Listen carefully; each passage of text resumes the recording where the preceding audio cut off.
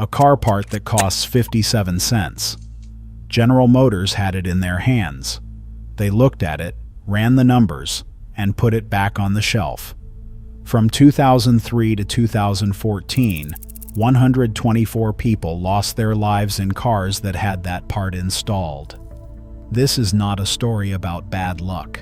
It is a story about a decision. A documented, deliberate decision made by people sitting in a room with the right answer already on the table. Picture the inside of an ignition switch, smaller than a matchbox. Inside it, a tiny spring and a metal plunger. That plunger had one job: hold the key in place while the car was running.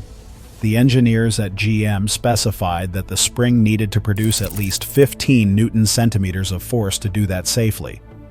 The switches being installed in hundreds of thousands of cobalts, ions, and HHRs were producing 6 or 7 Newton-centimeters. Less than half. Not borderline, not close. Half. The plunger was 10.6 millimeters long when it needed to be 12.2 millimeters. A 1.6 millimeter gap. The thickness of a quarter. That is what it took. A rough road, a knee against the key, a heavy keychain pressing against denim at the wrong moment, and the ignition would rotate, silently, almost imperceptibly, from run to off. The engine died. No warning light, no sound. Just silence where the engine used to be. Power steering gone in the same instant. Brake assist gone. And then, the detail that made all of this catastrophic, the IR bags switched off. The car decided the key was in the off position, so the airbags had no reason to deploy. Drivers assumed that if the engine stalled, the airbags still had about 60 seconds to fire in a crash. General Motors' internal data said the real window was 150 milliseconds. Not a minute. Not 10 seconds. 150 milliseconds. The door closed before anyone knew it had opened. GM engineers knew about this in 2001, before the Cobalt was ever sold to a single family. A longer, safer plunger was available from the beginning. It was right there, an option on the table. In September and October of 2001, GM looked at both options and chose the shorter one. 4 years passed. The stalls were being reported. The crashes were beginning. In 2005, engineers inside General Motors formally proposed the fix. They put it in writing. They ran the math. They presented it up the chain. A memo came back. March 2005. The language was clean and final. None of the solutions presents an acceptable business case. The fix cost 90 cents per car. One-time retooling, $400,000. For the entire fleet, roughly $2.2 million. General Motors' eventual cost from this scandal, including lawsuits, settlements, recalls, and compensation, ran past $2 billion. They chose not to spend $2.2 million. They ended up paying $2 billion, and 124 people did not get to see either number. In April 2006, a GM engineer named Ray DeGiorgio quietly authorized a redesign. The new plunger measured 12.2 millimeters. The fix that had been available since 2001 finally happened, with no press release, no safety notice, and no acknowledgement that anything had ever been wrong. Then DeGiorgio did something else. He kept the old part number. GM part number 10392423 remained on both versions, the defective switch and the fixed one. Identical numbers, different parts. In automotive engineering, a design change always requires a new part number. That is not bureaucracy. That is the system that lets investigators, crash analysts, and mechanics know what they are actually holding in their hands. With the same number on both, no one could tell them apart.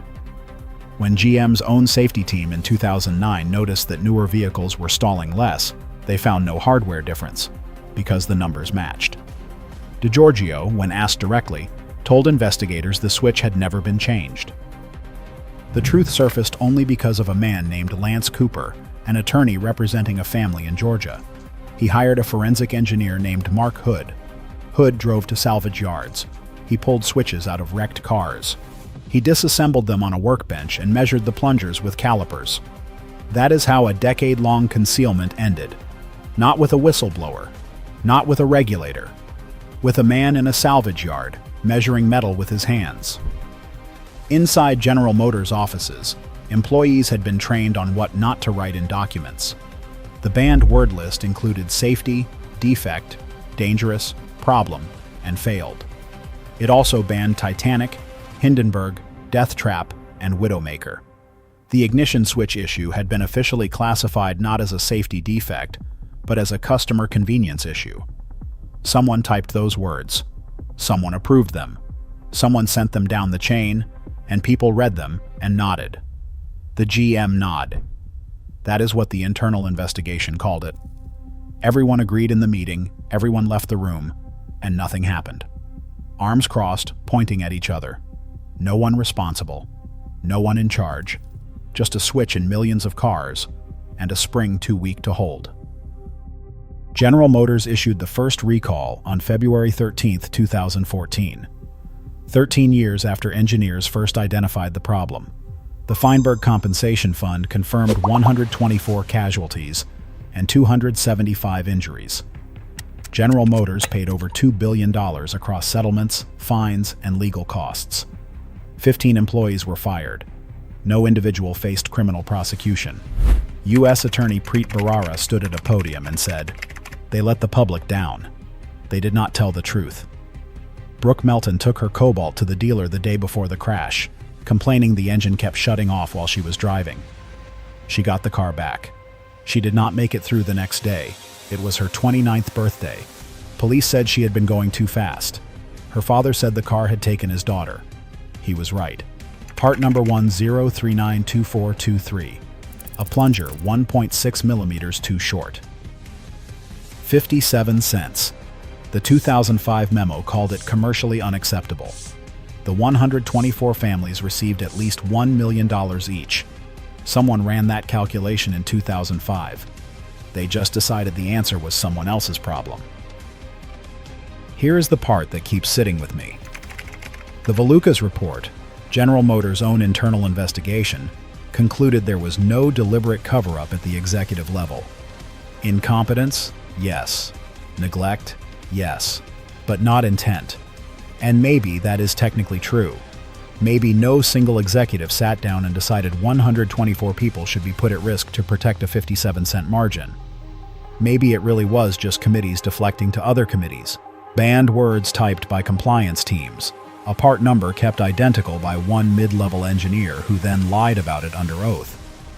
But here is the question that does not go away. If the result is identical, if 124 people are gone, if the fix was rejected in writing, if the word safety was literally banned from internal documents, does the absence of a smoking gun memo actually change anything? 15 employees were fired. No criminal charges followed. There was a $900 million settlement that one transportation secretary called on the record a rounding error. You can decide what that means. I think most people already have. Brooke Melton's father spent years trying to prove that his daughter's car had taken her from him, not her driving. He was right, and it took a man in a salvage yard with a measuring tool to prove it, because the company that built the car had made sure no one else could. If this story stayed with you, and I think it should, there are others like it on this channel. Designs that failed quietly, decisions that were documented, defended, and buried. Details so small most people never noticed them. Until it was too late. The objects around you have histories. Some of them are darker than you think.